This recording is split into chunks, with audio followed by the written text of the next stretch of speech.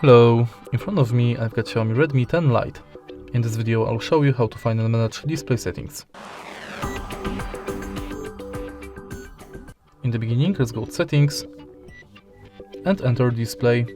Right here you will find most crucial settings for your display. Let's start with the top of the list, where you can change display mode between light and dark. Also you can schedule the dark mode. And in more dark mode settings, you can adjust wallpapers to dark mode and adjust text and backgrounds automatically.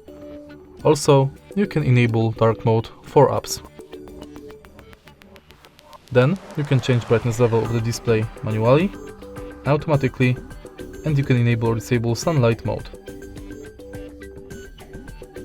Then you can enable or disable reading mode, also schedule it, and change its intensity. Then you can change color scheme between vivid, saturated and standard, and also you can adjust color temperature. Next, you can change font, style, text size,